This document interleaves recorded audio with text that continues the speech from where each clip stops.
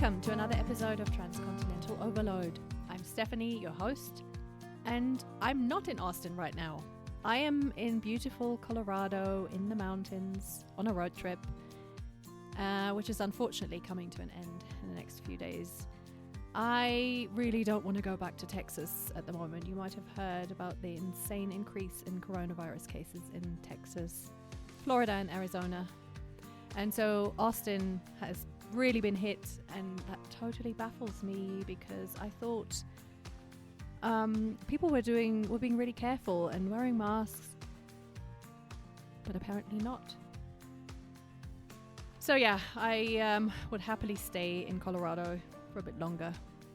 Also because it's just absolutely stunningly beautiful here, and I love the mountains, and mountain air is so nice, and it just kind of feels like home for me. And yeah, we decided to take a road trip just to get out of Texas because it's just too hot in the summer, and also to change of scenery. And because normally we spend the summer in Europe, and we're not doing that this year for obvious reasons, and had to find a replacement. And this country has such stunning landscapes, and well, I could talk about the road trip for a whole hour, no doubt.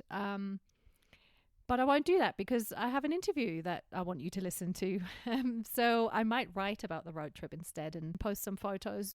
So yes, instead of an hour of road trip anecdotes, I'm giving you a whole hour of podcast interview.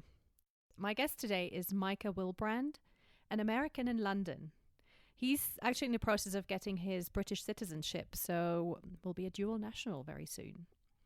Born and raised in Cincinnati, Ohio, Micah moved to the UK for a job 14 years ago, initially just for a few months, but then he went back to the States, and then he went back to the UK, and there were a few trips back and forth over the last 14 years, but the last 7 years he's been based in London. And he says that whenever he's back in the States, and even during a 3-year period of time where he worked back in the States, he felt like he didn't really belong there anymore. And in fact, he says he feels more like an adult version of a third culture kid. Doesn't really feel at home there anymore, but not quite at home in London either. So it was so interesting to hear him say that, because that's exactly how I feel myself. I'm at home in various places, but not completely at home anywhere. It's a strange feeling, and I think a lot of expats share that. So we talk about that and about the cultural differences between the US and the UK, because there's so many, especially when it comes to the work environment, because those differences are often very unexpected. You assume it's easy because you speak the language, you don't have to learn a new language, but you then realize it's not the same. And finally, we also talk about how hard it is when you move as a family and your partner isn't on the same page as you. That's a big topic in the expat community and very close to my heart. So without further ado, let's hear Micah's story.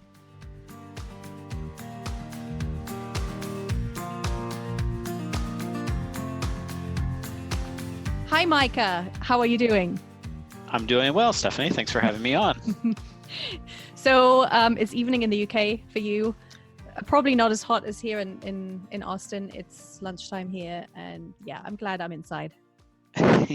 Yeah, no, it's picked up a little bit. You know, it was 58 degrees, for all you Americans, 14 degrees Celsius last week. But yeah, it's getting back up there.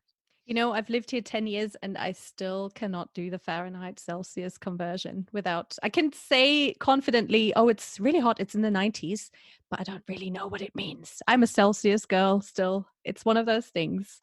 I'm with you.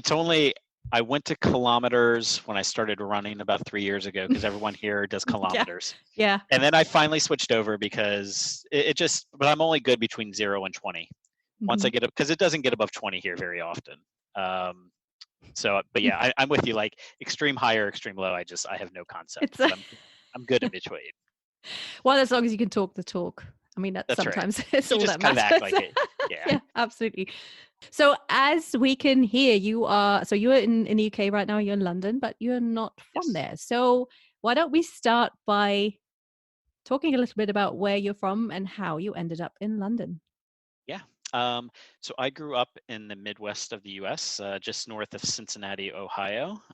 So Ohio isn't famous for many things, except for a bunch of presidents in the 1800s and Jerry Springer, and LeBron James. That's about all we got going for us. Oh, yeah. But I grew up there, and then my parents had a rule that you weren't allowed to go to university within 500 miles of them. Hmm. I ended up going to school in South Carolina at Clemson University, and majored in political science and speech communications. So I was down there for a while, got my undergrad degrees, and ended up going to graduate school at University of Miami in Florida. At the time, I wanted to work in politics, but didn't want to work in DC. So I ended up getting a job with a political consulting firm out of Washington, DC in 2000.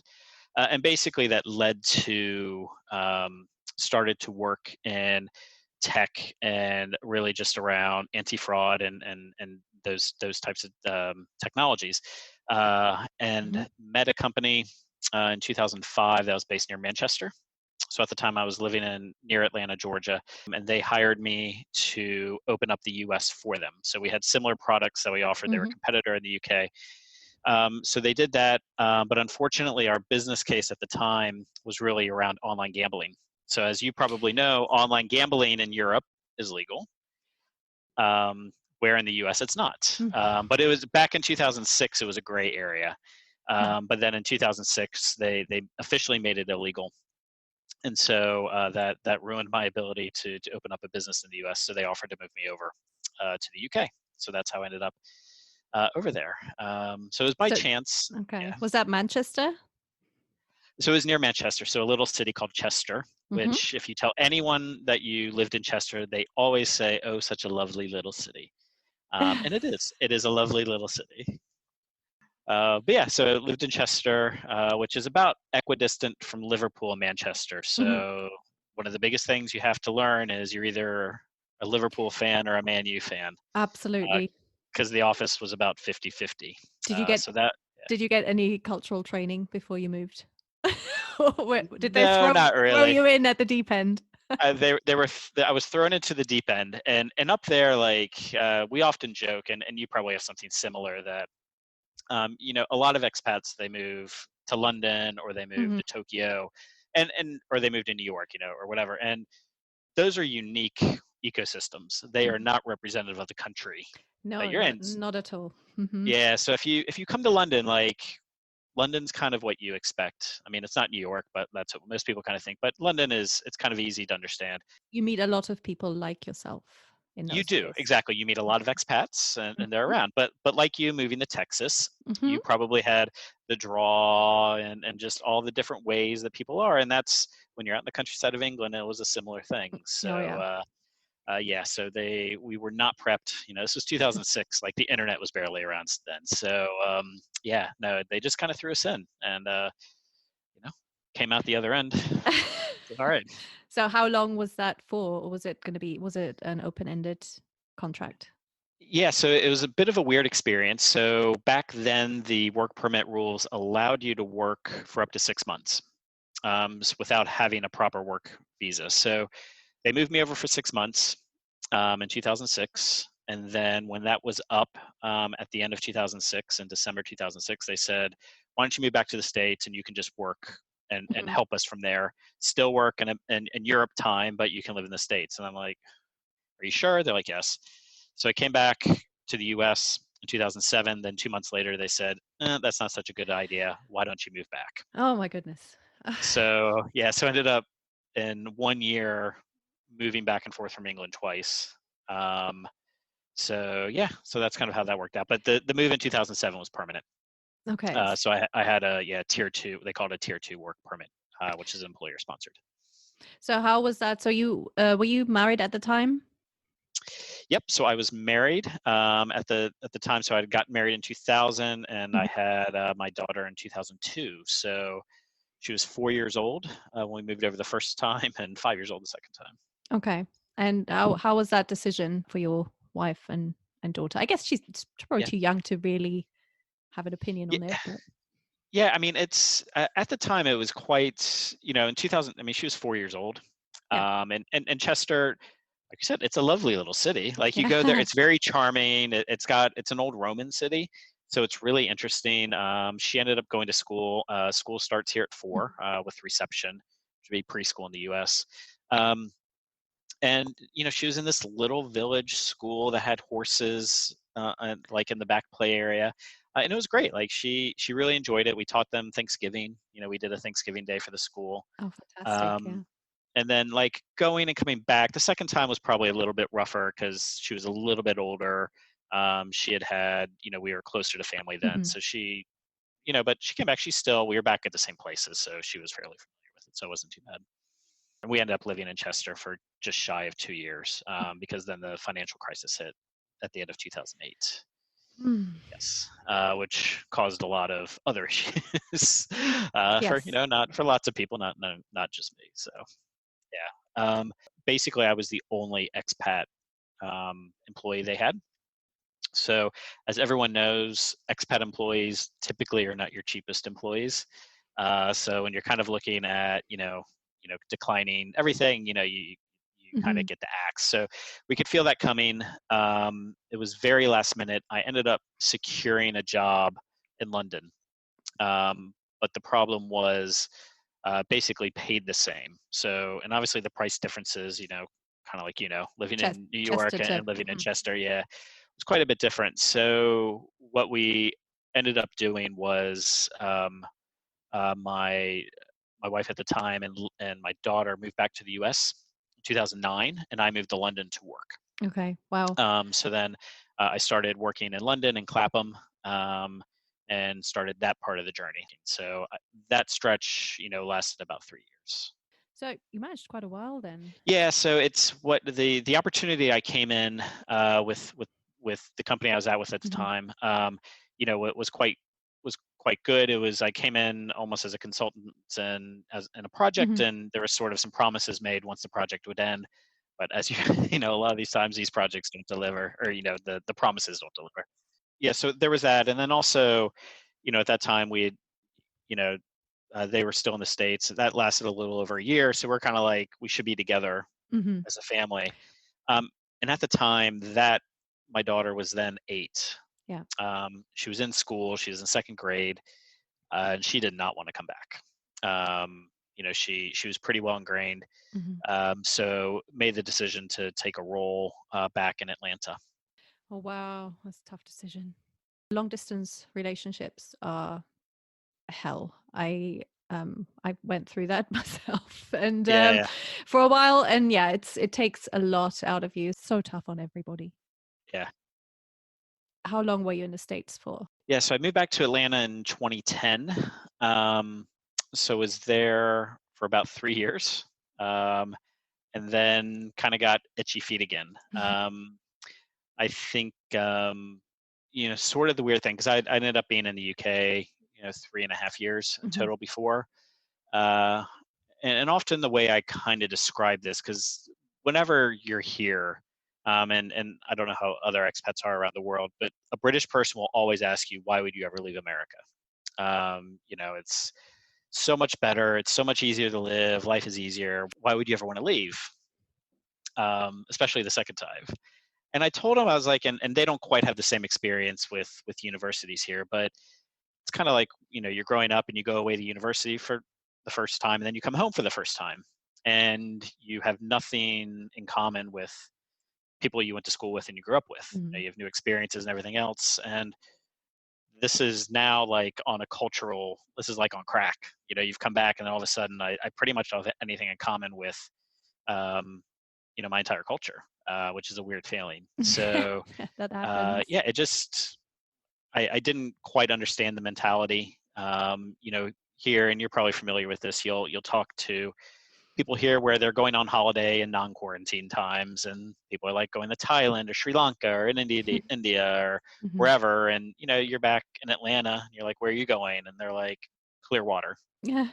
or Cancun if they're crazy, Yeah. and it just the Wow. desire to just get out and see the world and 10 experience different things. 10 days of annual leave isn't isn't that conducive to It's not conducive to getting over your jet lag, Mhm. and to be fair, America does offer literally everything. And I was just going to say to the typical Brit who experiences, I don't know, 9 months of rain, they of course want to go somewhere nice and warm. And in the US, Yeah, you have that in your own country. You do yep, not actually have to leave your country, you not do not. for reasons to do with weather or activities and things. Anything is possible in this country. So well, Yeah, I used to be always, but when people would say I don't even have a passport or I've never been out of the country, and I would be completely in utter disbelief. And mm, but now I get it. yeah, I get why people don't feel that same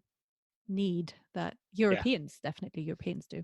Hmm. yeah, yeah. And it is like a different type of travel because the other example I give is when I lived in Atlanta, I could fly 4 hours. Hmm. And while things are slightly different, you have the exact same restaurants, you have the exact same stores, you pretty much have the same language, you pretty much have the same Yeah. people. I was like, in Europe, if you fly an hour, you're in Paris. If you fly Hmm. 2, you're in Italy. 3, you're in Turkey. 4, you're in Moscow. Like, Hmm.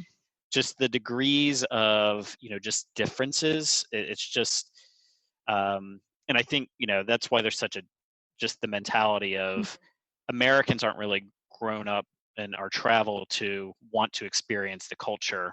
It's more about experiencing the land or the environment or relaxing. Whereas I think Europeans are much more attuned, and basically every country around the world is more attuned to experiencing the different cultures Hmm. that they have, and why they find that so unique and why they don't understand Americans. But yeah, I've come across incredibly well-traveled Americans too, and like yourself, they usually struggle in some ways with being back in the States and that the lifestyle. yep, If they have experienced life abroad, it's a very different perception. yeah, And so obviously you came back to the States, and that it sounds very much like reverse culture shock, where yeah, you kind of expect to go back to a place that but you feel out of sorts and out of place. And yeah.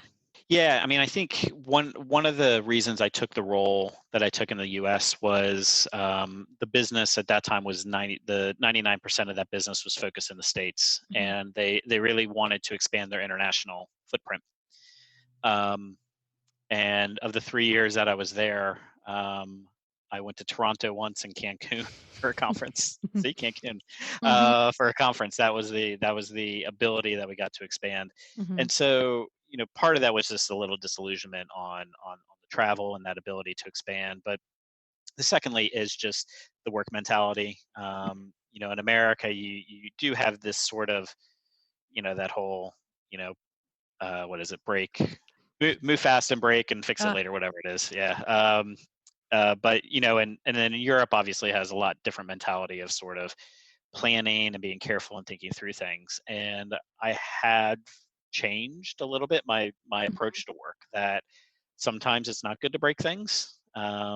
Sometimes it's good to think through, and think of some of the consequences of your actions before you move forward. Because while you may solve the immediate problem, you may cause bigger Mhm. problems down the road. And Mhm. and that's one of the things that, like, American work culture, I often make a comments here where I work, that one of the reasons they like me is because I can interpret what Americans say.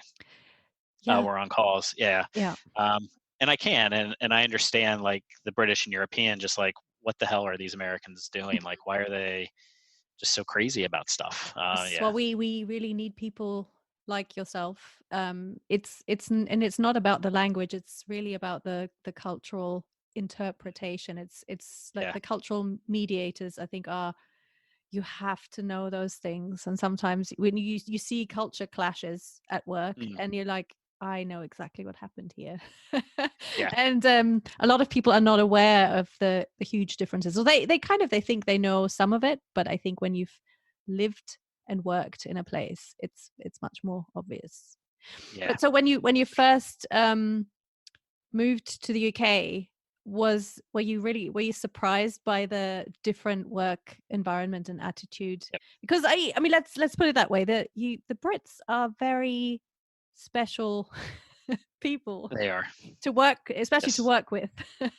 yes.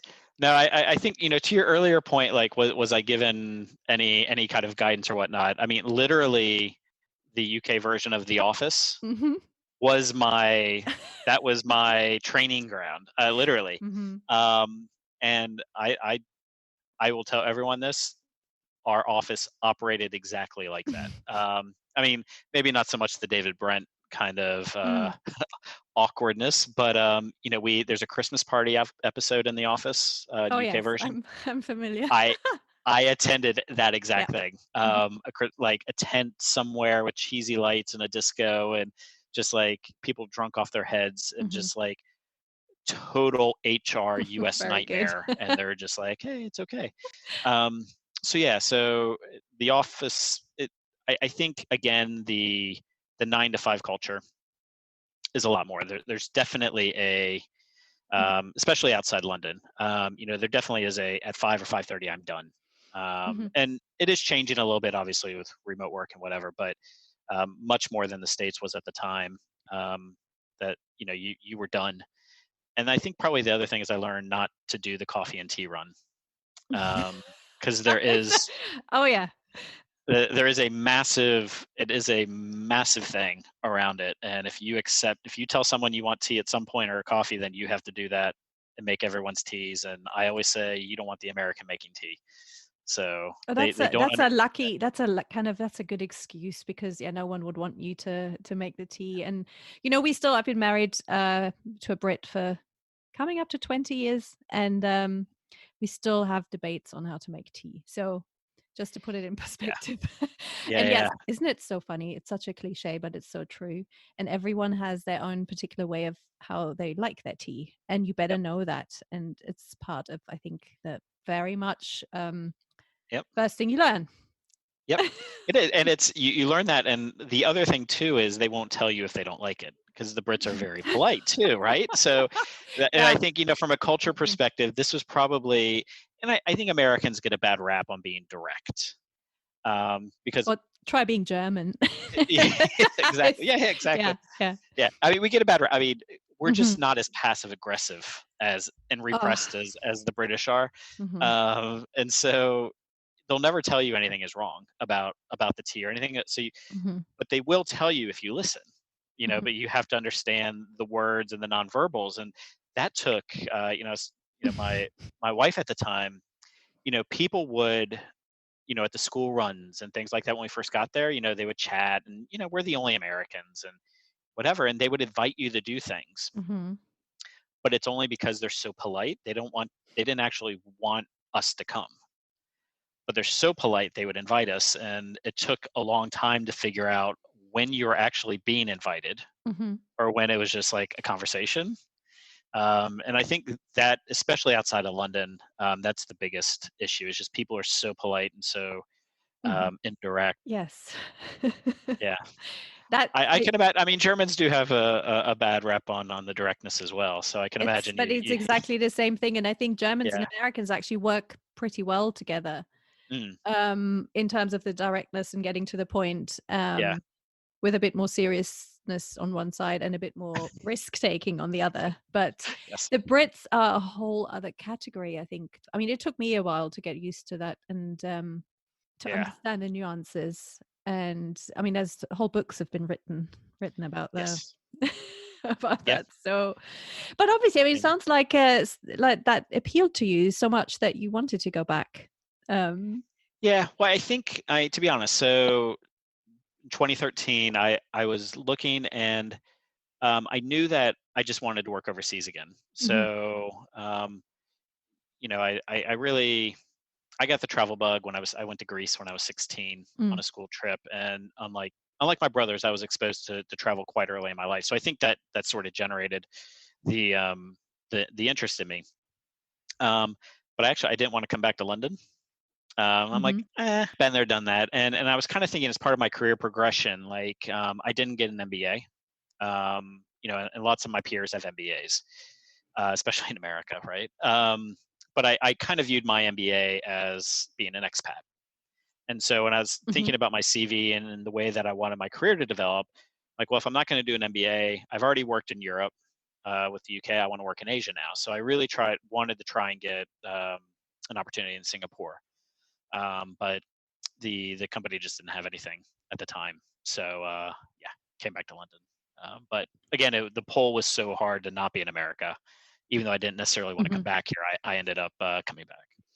And I mean, that's part of the expat experience too. That it's like once you've done it once, you know you can do it again. And I think it's Yeah, always at the back of your mind. yeah. Well, and it's even here, like when every question people ask you when you first meet them is how long are you going to stay? And I think too that you have the expat mentality, which is like, I don't know, I don't have a 5-year plan.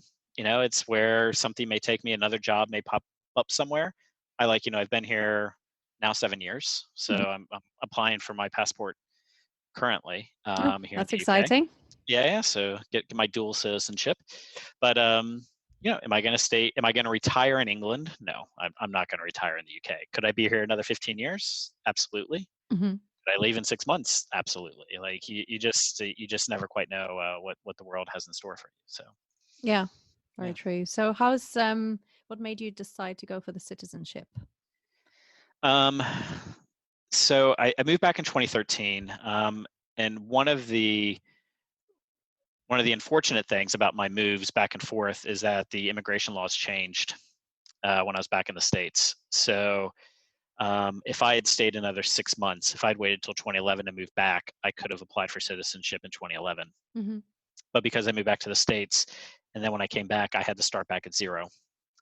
So I had to wait 5 years to apply for my indefinite leave to remain or green card, for the U.S. So I ended up getting that, but I actually waited until about 2 weeks before it expired completely, and I would have had to leave the UK wholeheartedly. Um, and part of the reason I delayed a little bit was because of Brexit. Um, wasn't quite sure, who knows how it's going to work out. So I was toying, kind of going, with that comment, do I try and find another role or do something else? Ultimately, I decided to stay. But with indefinite leave, I don't need citizenship. But so I kind of had been battling, should I do it? It actually isn't that much to get it. I think mostly is mental. I mean, I'm not giving up my American citizenship, Hmm. but it does feel a little weird, like having a You've, passport from another mhm. country. And I wasn't like mentally, I wasn't quite sure if I was ready to do that, even though I can. Mhm. Um, and then probably two things. So one is just the current political climate in the U.S. Just kind of, I Yeah. need to have another option. We don't need to say much Yeah, we about don't need to go into that, that. but No. I wanted another option. But the second part really was for my kids. So I have two children that they have options. Mhm. Kind of, I really wanted citizenship prior to Brexit, obviously, is to get that ability to work in Europe, and that's gone, and that's why a lot of it was like, I'm not sure I really want it anymore. But at least at a minimum, they could work in the UK. They could come to school here. It just gives them another option that Mhm. a lot of people don't have, and it allows them some more easy freedom of movement to maybe Mhm. Australia or New Zealand as well. So or Canada. They wanted to go to Yeah. Canada. So Yeah. there is some benefit for them as well out of that. Mhm. So that's why I decided to go for it. I think it's one of those things also that expats, because you live somewhere else, you kind of become a little bit of that, and you lose a little Mhm. bit of the old self too. So Yeah. it's only natural, I think. No, I think you're right. And I mean, and to that other point, like Brexit, like I'm here, I pay taxes, Hmm. I pay taxes to the NHS, Yep.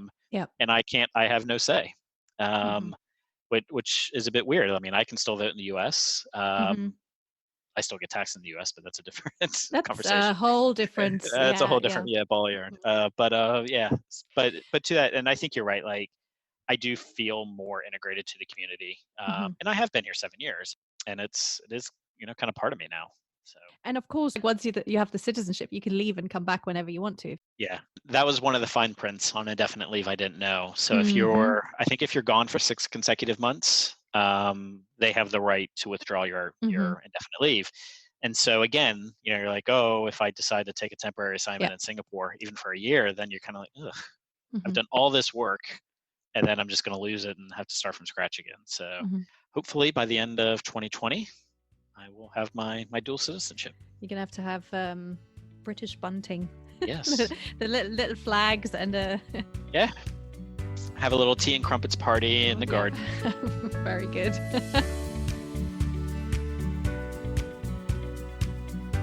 Are there any British things that you've adopted into your life that you really love and you really wouldn't ever want to give up? Apart from tea, of tea, of course. I mean, I still to this day I don't drink tea. I can't. It is too much. I can't do it. You better watch out in your test. Yeah. Yes, exactly. I mean, if they listen to this, they're definitely going to withdraw my citizenship. I don't think I can have a passport without that. Is there anything British that I love I can't live without? I do like McVitie's, so digestive biscuits are definitely up there on things I really like. I'm trying to think what's like food-wise, if there's anything. Well, good fish and chips. I will say I was not, because I grew up in the Midwest of the U.S. And getting decent fish in the 1980s was not something. You had catfish was probably the only thing that was fresh. So I was not a fish eater. But actually coming from here, because there is so much fish, I have become a fish eater. So it has taught me to eat fish. So that's one of the benefits that I have learned that. And it's turned me away from chicken. But over here, chicken is quite expensive. It's not full of all the fun water and antibiotics and chemicals that Purdue chicken is, or not to slander Purdue, but American chickens are a little bit fuller, and they don't cook chicken as well. So I eat a lot more fish, and I'm actually probably more veggie than I have been in the Interesting. US. Yeah. Anything else you miss from the States? So chicken is number one. So whenever I go back to the States, I eat chicken. Chick-fil-A is my number one. Chick-fil-A, drive through, yay! Absolutely, yeah. Even sometimes if I have a connecting flight in the States, I'll even get it at the airport as I'm connecting through. So I do miss Chick-fil-A. We have Taco Bells now. So really? Yes. I didn't know. Yeah. Yes. I mean, it's just open. There's probably 5 or 6 dotted throughout the country, but yeah, no, we have that because Mexican food is notoriously terrible in England. I think everywhere, to be honest, outside of Mexico and California and Texas, I guess. Yeah. Everywhere else. It's you just don't have queso cheese. You don't have the right spices. And the British version of Mexican is more Spanish. So yeah, I do tend to, it's Chick-fil-A and Mexican food when I go back to America. Those are the two things I really, really miss. And plugs and bathrooms is the other, because they don't have electrical outlets in British bathrooms. That's so true. So I talk about it constantly. They claim it's because the Brits commit suicide with it. That hair dryers in the hair dryers in the bathtub. That's why they say. And I was like, well, I've traveled to lots of places around the world, lots of countries that would be classified as developing nations or whatnot, and they have electrical outlets in the bathrooms. I think if they can figure it out, I think the Brits can handle it. They are scared to death of electricity. I've always thought the Brits are masters of making things work that are not great. Yeah. I don't know whether it's whether it's the taps and the hot and the cold, and everything is inconvenient, but they kind of make it work and make it an art. So they do have a mentality of good enough. It's good enough. Why? But then it's like, why don't you put the extra effort in to make it great? And they're kind of like, it works. And things and they do it. But you're right. They do they can make the oddest things just work. And they do have that whole little British, keep strong and carry on stuff, and they do. They totally do. I think it's definitely a motto there, and the they don't like to say that things are great or they've done a great job or anything like that. That's just not not in the psyche. So it has to be just a little bit less than great. Yes. It's that's one of the biggest differences. Yeah. You're right. Yeah, the handling of praise definitely Mm. is not one of the great things that they do. It's endearing, you know. Once you get over the frustration of why is it doing this, and then you Mhm, kind of mhm, give into it, it mhm, is a little bit it's kind of lovable about mhm. Do you have any funny anecdotes, stories? I mean, like you said earlier, the Brits don't like to tell you something that's not okay or that they don't like. Um, it. Yeah. Well, so I think they're like the example of my ex-wife at the time just inviting her to parties when they didn't actually want her to come, and like I mean it's kind of a mean kind of example, but that is one of them. The other is similar to me. Like I was in a pub when I first moved over, and we were talking about a woman that this guy had seen, and he's like, well, was she fit? And I go, I don't know. Like she probably looks like she works out. And then they just all started laughing. And they're like, no, mate, like fit, like was she cute? Was she hot? I was like, oh, that's yeah. So I did have that. And it's still I still have to think twice every time I hear the word fit because it is changing. Here Mm. it's not they don't say it as much anymore, but occasionally they do. Usually when it's when they've been drinking, that it changes. But But that's one of the things is like the you assume moving between the UK and the US that language wise you'll be yep. fine because you speak the same language, but in fact Mm. I've really found it that two separate languages that Yeah. and it's almost harder than a completely different language because you think you're saying the right thing and it's the opposite, or and there's Yeah, so for many sure. examples of Yeah. that.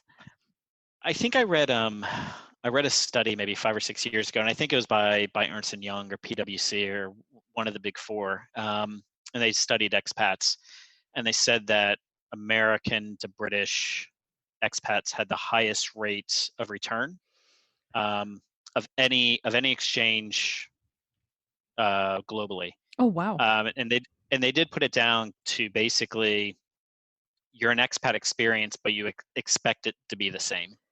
Americans Mhm. expect England to be the same. And you get here, like if you're moving to Japan, it's different. Mhm. You're going to hear very little English. You know that it's just a different culture, how they operate. You've got language issues, and you just know you're going to stick out. Where here, you're Yeah. kind of like, the Brits are friendly. I watch them on TV, and they seem all Mhm. right. And then you get here, and you're like, no, it's not like that. And people get really disillusioned quite quickly. That's Um, interesting. Yeah, being here. it's so deceptive.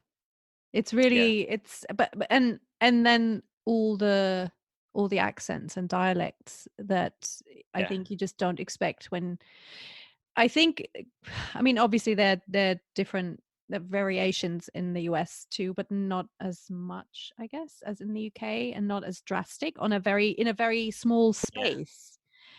It's- Yeah, no, I mean, And yeah, because I mean, really, the size of England is less than California. I mean, it's not a big area, and just the amount of and Mhm, people can pinpoint the region mhm, and like suburb that you're from based on some things. Yeah. mm. And I think that that's another difficulty. It's like, and I found that the Brits are they're not very aware of that. That people find it difficult to understand them because they assume that everyone learns English at school, and then I Mm, mean, I studied English and I moved to the yeah. UK, and people would say something to me, and I'd be like, I have no idea what you just said. And I Hmm. studied the language, and my grammar was probably better than a lot of Yeah. locals, but I couldn't understand what they were saying because it was whatever accent it was. And I remember at first getting really frustrated being trying to get things sorted out on the phone, and then everyone on the phone is always Scottish, and I it was so hard. It was so hard to. You remind me. Yeah, I had a Glaswegian manager, and this is when I was down here in 2009, and he had a really thick accent, and yeah, Glasgow accents still get me to this day. Like I love a Scottish accent, but specifically Glaswegian, just Mhm. I don't know. But we were talking about a project, and he's like, "Micah, can you get it to me in Gene?" And I'm like, what? He's like, can you have the meeting? Can you deliver this in Gene? I'm like, Stuart, I what? Gene, Gene, Gin. And I'm like, gin? And we're going through, and he's like, June. I'm like, June, the month of June. And it just like for 2 or 3 minutes, and I'm sitting there, and yeah, it's just you can't. And you're right, like the Scottish accents in particular can be quite thick. It still surprises me that there still is a little bit amount of classism with the way in England, with the Oh, Queen's English absolutely. versus, Yes. Oh, yeah. um, and like I've met people, and they're like, they call themselves and still say, I grew up working class, but Hmm. my parents sent me to a private school and they gave Hmm. them enunciation lessons and Yes. all this. Hmm. Oh my God, like this Yeah. still happens today. And they're like, It yeah, it absolutely does. I read a book. What's it called? Watching the English, I think it's called, and it talks about the how it pervades all levels of society and everyday life, and it's just there yeah, that whether it's certain words that you use that are not used by working class people, or the other way around, or how you pour the tea, or yeah, how there's so much in there. And I've always found that people can put you in a certain box just as soon as you open your mouth. They can yeah, determine where you're from, who you are. yep, And that to me is just, and that's kind of the opposite to this country. And this is, it's in some ways it's why it's very liberating for British people to come to the US and work here, because people on the whole are very much like, oh, you sound, everything you say sounds intelligent because you have a British accent, and they don't necessarily can detect yeah, the local. Whereas in the UK, you get yeah, pigeonholed very quickly. And yeah, I yep. think it's one of the most fascinating things.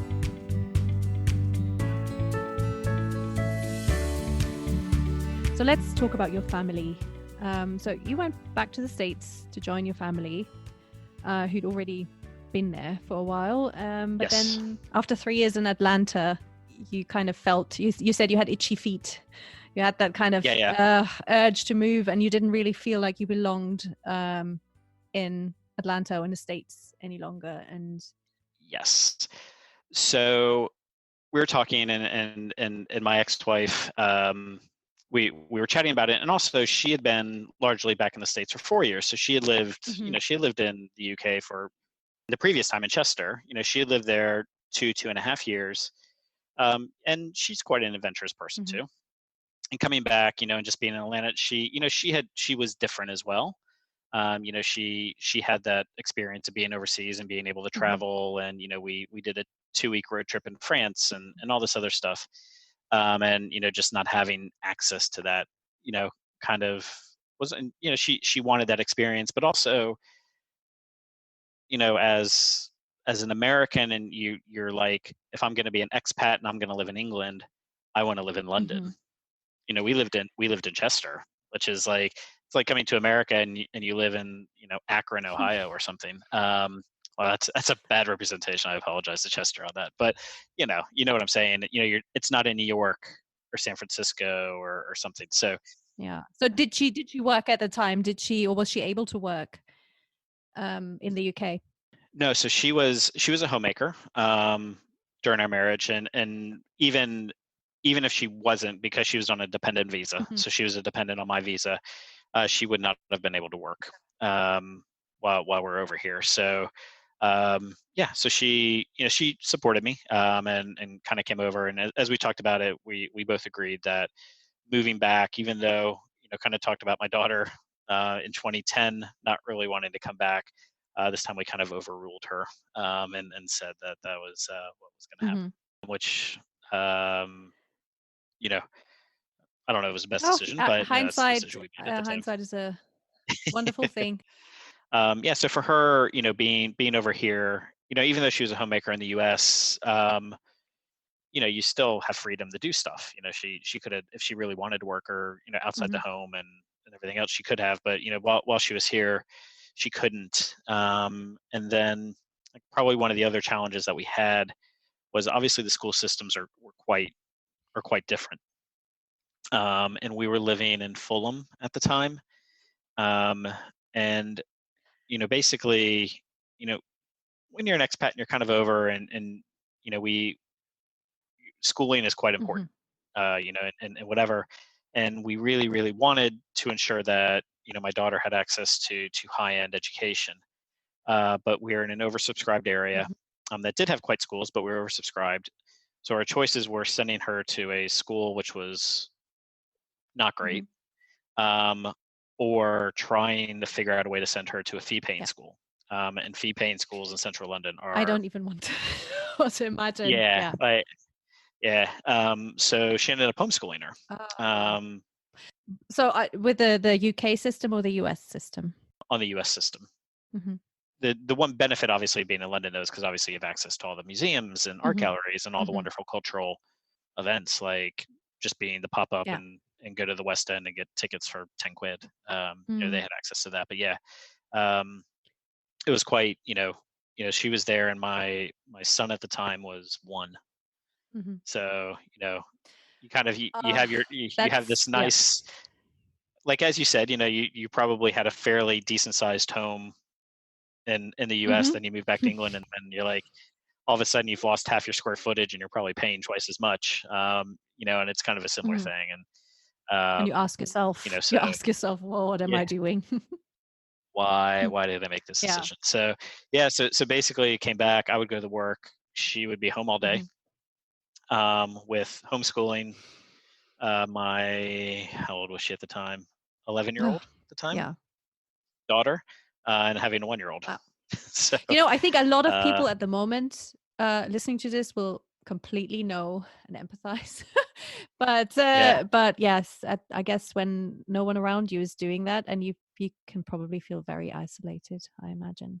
yeah, yeah. No, it was quite, for her, it was quite isolating. We were in Mm. Fulham, and like the company that I was working with at the time, it was, I mean, was in central London, but like a lot of central London companies, it was a very young company. And as you kind of know, like in central London, you don't have a lot of No. families that are professional expat, whatever.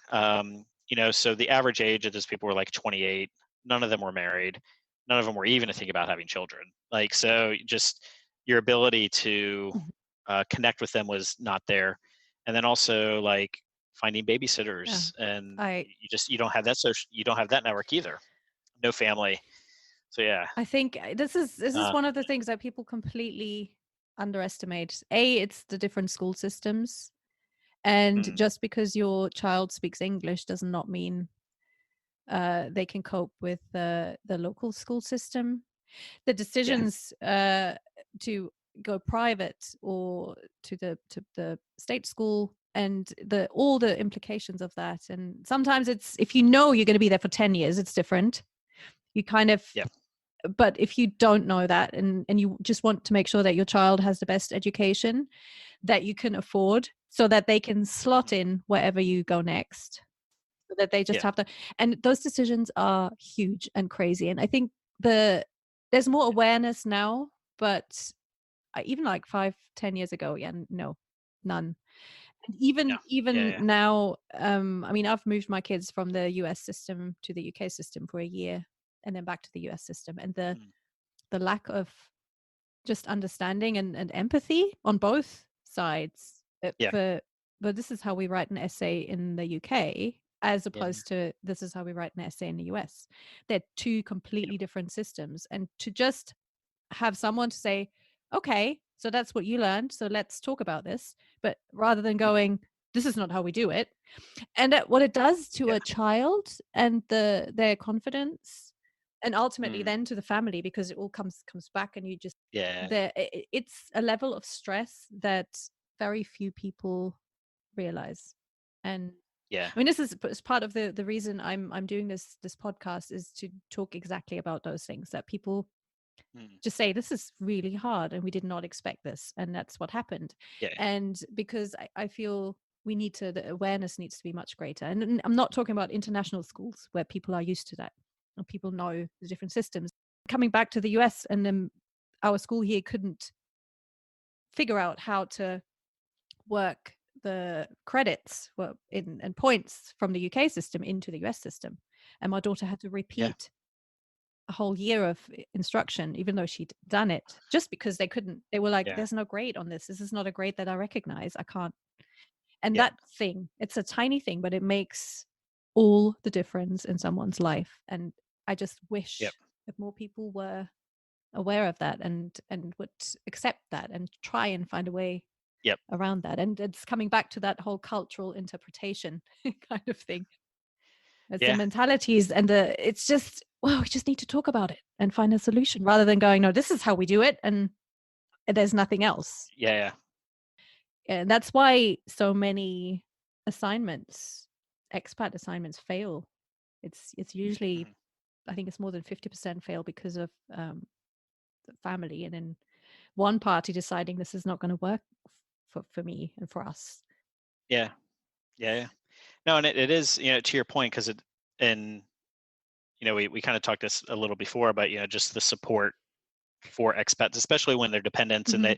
I think there's sort of a mentality of they're getting this wonderful experience to come over, but it isn't the other part where you're moving away from family. Mm-hmm. They're, like you said, you're in schools. It's a completely different situation. The children, while they may be excited at first, like Mm-hmm. my daughter, when she was in school the Mm-hmm. first time up in Chester, the class size was 10 and they had two teachers. Like it was just a wonderful Yes. little experience, but she still got bullied in like a little 4-year-old, 5-year-old little kid way. But now she's been in Mm-hmm. school. She sees what happens and she just had this, oh, this is not going to be good bullying. I'm 11 or 12 years old. I'm the only Mm-hmm. American. Like this is not going to go well for me. And having to deal with that, and like you said, like there's no, as a Mm-hmm. parent, sometimes you need a break from that pressure cooker and just a little separation. And you don't have help. There is no family. There is no support system. You have It's to build it. that Mm-hmm. unit.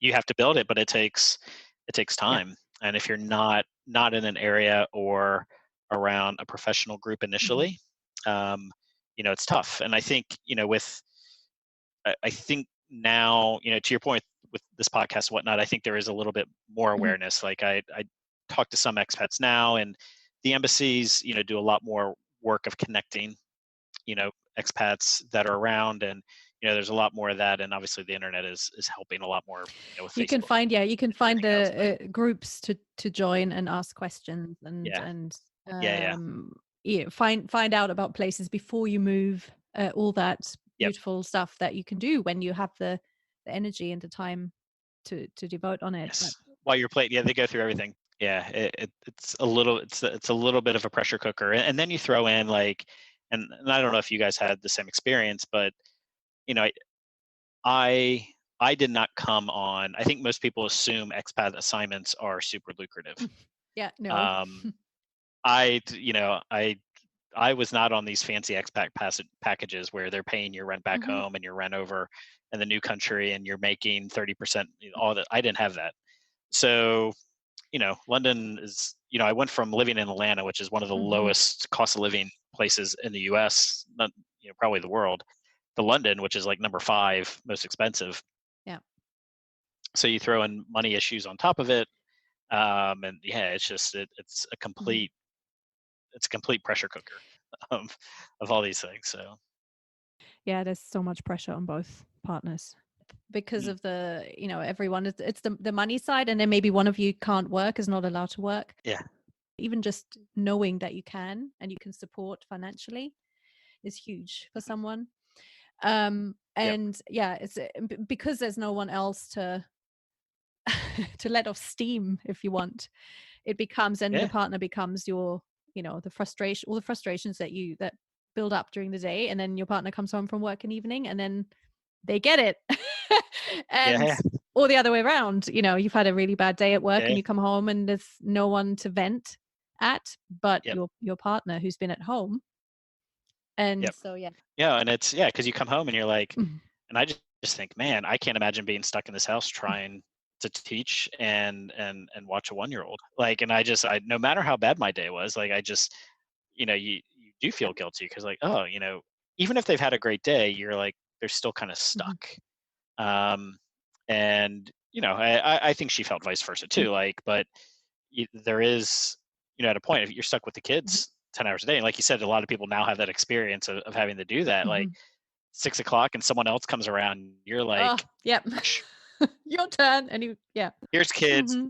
I'm gonna go get a glass of Hmm. wine and not, Hmm. just Yeah. chill out for a Yeah. little bit." And but if you're the partner coming home, you're kind of like, I Hmm. just finished working all day. A commute in central London's not exactly the most chill place in the world, but No, there's a you just lot. kind of roll on with it. Well, Micah, it's been really interesting talking to you. I like to finish my episodes with a. We talked about it a little bit. The things you Mm. miss. Um, is there anything that you do in your, in your daily life, or special thing you cook that when you really miss the States and you want to be, you want to connect to your home country? Talked a Yep. little bit about Thanksgiving, but is there anything else that you do? Yep. So I still try and watch, and finally the internet has caught up, but I still try and watch American college football um, on the weekends in the autumn. So I went to Clemson, which obviously we've done quite Mm, well the past couple of years if you follow it all. But so what I do when they're on, or if it's a big game, I cook. I grew up, so Cincinnati used to have this great rib house that made the best ribs, and I'm sure obviously a mm. Texan and others will argue with me about it, but they made really good ribs, and so I make ribs and macaroni and cheese and some chicken wings too, as my tailgating Mm, food for very it. good. But yeah, ribs and macaroni and cheese are probably my comfort food that I make. I totally get that. And do you have Yeah. English friends that you invite, or do you? So sometimes if it's a super big game, Mm, I don't invite them because I don't want to explain the whole thing. Like, so I hmm. invite my expat friends and Hmm. we watch it. If it Yep. is sort of just like a whatever game, then yeah. And so they come over and you explain it, and it's fun. And then you just feed them absolutely terrible American food. Yeah. And that's, And even, then even yeah, better. they love that because then they can moan about it. Exactly. They can't, oh, I'm going to have a heart attack, all this cholesterol, whatever. Like, you'll be Yeah. fine. Yeah. Oh, great. I love it. Thank you so much for taking the time, Micah. This was great. Yeah. Yeah. Thanks for having me. Appreciate yeah, well, it. good luck with future endeavors, wherever they might be. But I mean, yeah, Yeah. enjoy being a Londoner for a bit.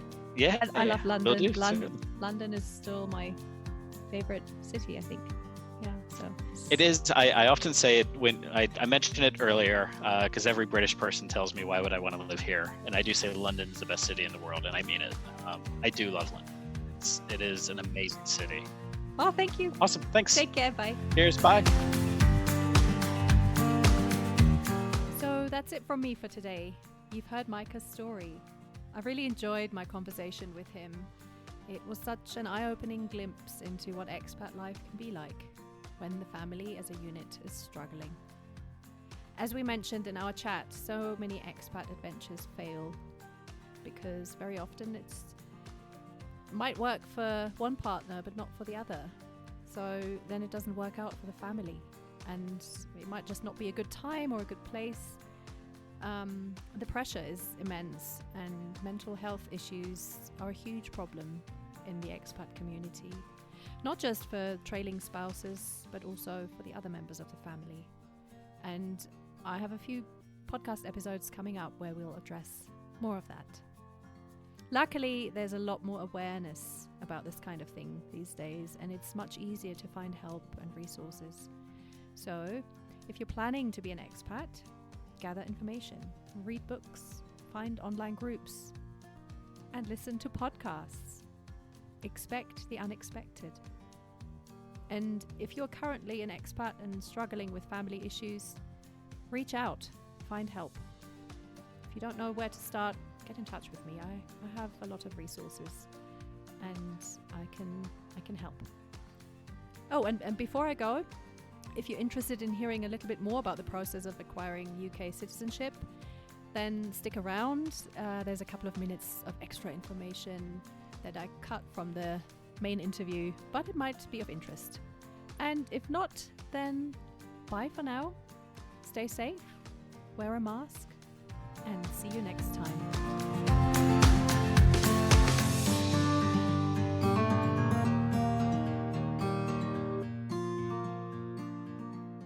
So how long does it take to get your citizenship? So to go through the process, you have to be here 4.5 years before you apply for your indefinite leave. Then you take a life in the UK test. You're tested on history and all this stuff. The UK version is 30 questions out of a potential 420, I think, of which they give you the 420 questions. Yeah. And then they choose 30 at random. Yep. That's similar to here, actually. Oh, is it? Yeah, Okay. yeah. So Okay. you have to actually study for that, and Yeah. I'm not sure it's 400, but it's it's Okay. a random selection that you get. Yeah. So I do think, like, if you've grown up in the West, probably half of the questions are pretty straightforward. The other 10 or 12 are a little bit British specific. Like, there are different number of jurors in Scotland than there are in Wales and England and Northern Ireland. You know, and just like various little nuanced stuff like that. That no Brit would know if you asked them. Yeah, that's what everyone says. They're like, I would totally fail that. Yeah. It's just like America. They're like, how many constitutional amendments are there? And probably 5% of Americans can actually tell you. So yeah, so you take that test, and then you submit all of your travel for the last 4.5, the previous time that you've been living in the UK. And then now you submit that, you do your fingerprints and a face thing, and then you pay your fee. And if you pay an expedited fee, you get an answer in 1 day. So yeah, it takes a lot of prep. It probably takes you 3 months to prep and do it. You get your answer in a day. Then you have to wait a year to apply for your passport. And then with that, you just have to submit where you've traveled in the last year. And then you have to get 2 signed pledges from British citizens that you're an upstanding individual. And character references, yes. So you have to get 2 of those, but yeah, and then the fee is actually significantly less than the indefinite leave. It's about a third of the price to do that. And again, I think that one, I don't think you can expedite it like 1 day. I think you can do it about a month. But also the difference is with indefinite leave, they take your passport, so you can't travel at all. But when you apply for citizenship, you can still travel. They don't need your passport on that one.